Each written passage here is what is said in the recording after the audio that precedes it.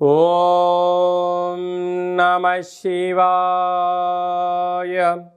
ఓం నమో నారాయణాయ. కర్మ నివారణ నరదృష్టి నివారణ కాళభైరవాయ నమో నమః. హరి ఓం. ఓం కాళకాలాయ విద్మహే కాళాతీతాయ ధీమహి తన్నో నరదృష్టి నివారణ కాళభైరవ ప్రచోదయాతు.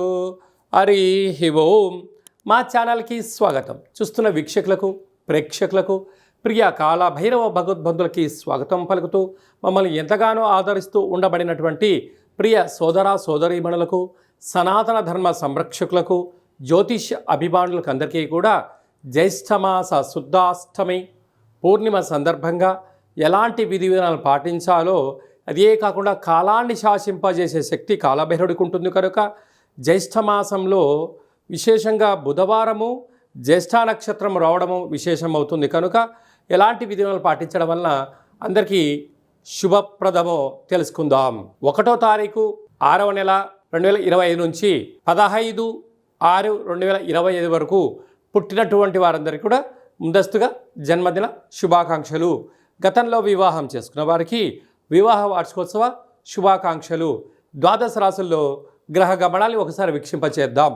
మేషరాశిలో శుక్ర భగవానుడు, వృషభ రాశిలో బుధాదిత్య రాజయోగము, రవి బుధ సంచార స్థితి, మిథున రాశిలో దేవగురు బృహస్పతి సంచార స్థితి, కన్యరాశిలో కుజ భగవానుడు నీచభంగ రాజ సంచార స్థితి, 18 సంవత్సరం తర్వాత సింహరాశిలో కేతు భగవానుడు, అలాగనే కుంభరాశిలో రాహు భగవానుడు, మీనరాశిలో శని భగవానుడు సంచార స్థితితో ప్రారంభమవుతుంది.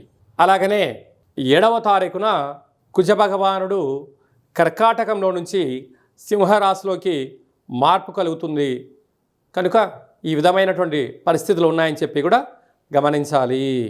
కుంభరాశి వారికి ఒకవైపు ఏలనాటి శని చివరార్ధ సంచార స్థితి ఉండగా అర్ధాష్టమ బుధాదిత్య రాజయోగం ఉన్నప్పుడు దోషాన్ని ఎలా తొలగించుకొని ఐశ్వర్యాన్ని ఎలా పొందాలో ఈ వీడియోలో సవివరంగా సంపూర్ణంగా తెలుసుకుందాం. కుంభరాశిలో ఏ నక్షత్రాలు వస్తానగా ధనిష్ఠ నక్షత్రంలోని 3వ పాదం, 4వ పాదం, శతభిష నక్షత్రంలోని 4 పాదాలు, పూర్వపాద నక్షత్రంలోని 1, 2, 3 పాదములు కలిపితే కుంభరాశి. రాశాధిపతి శని భగవానుడు.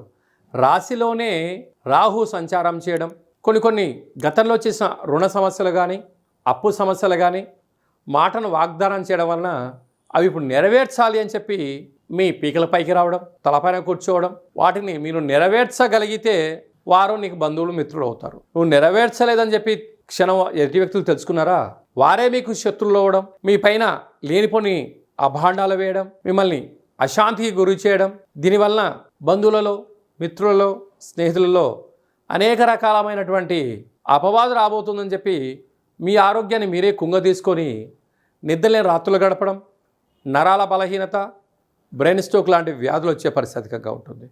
కనుక దయచేసి ఇలాంటి అపోహలను నమ్మొద్దు.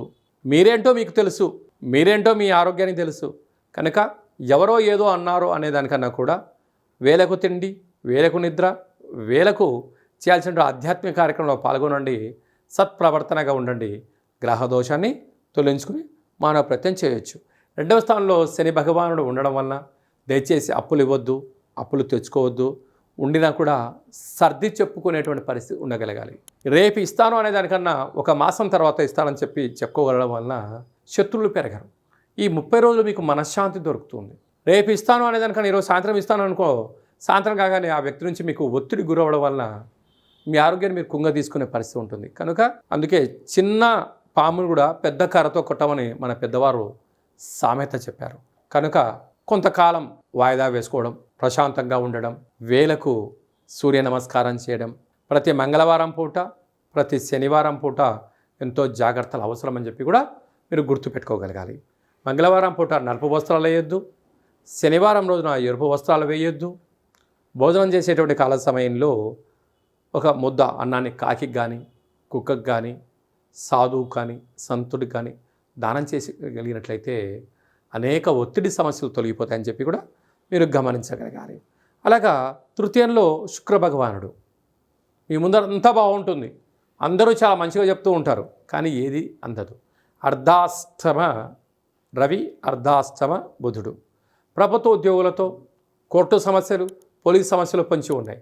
ఇలాంటి కాల సమయంలో జన్మ నక్షత్రం రోజున, మంగళ శనివారం రోజున ప్రభుత్వ అధికారులతో చాలా జాగ్రత్తగా ఉండాలి. ప్రయాణాలు కూడా ఎంతో జాగ్రత్తలు చూస్తూ ముందుకు వెళ్ళగలాలి. అలాగా సంతాన స్థానంలో గురువు ఉండడం వలన ఇది చాలా యోగదాయకం. తల్లిదండ్రుల యొక్క ఆశీస్సులు, గురుదేవతల యొక్క ఆశీస్సులు, కులదేవతల యొక్క ఆశీస్సులు, గ్రామ దేవతల యొక్క ఆశీస్సులు, సత్ప్రవర్తన వలన యోగదాయకం. అలాగనే 6వ స్థానంలో కుజుడు సంచారం చేయడం వలన భూమి, గృహము, ధనము, ఐశ్వర్యము మీకు యోగించబోతున్నాయి. కానీ దాన్ని గమనించాలి. సప్తమంలో కేతు ఒక ఎదుటి వ్యక్తితో మాట్లాడుతూ ఉంటే ఆ వ్యక్తి యొక్క బలహీనతలు మీరు క్షణంలో తెలుసుకుంటారు. అదే మీకు యోగదాయకం. కానీ మీరు వెంటనే చెప్పేయకుండా కొంతకాలం ఉంటూ ఉండగా నీరు ప్రవహించగా, స్నేహం చేయగా ఎదుటి వ్యక్తి యొక్క ప్రతిదీ కూడా మీరు తెలుసుకొని మీరు ప్రవర్తించగలిగితే మీరు మరో మైలురాయి దాటబోతున్నారని చెప్పి కూడా గమనించాలి.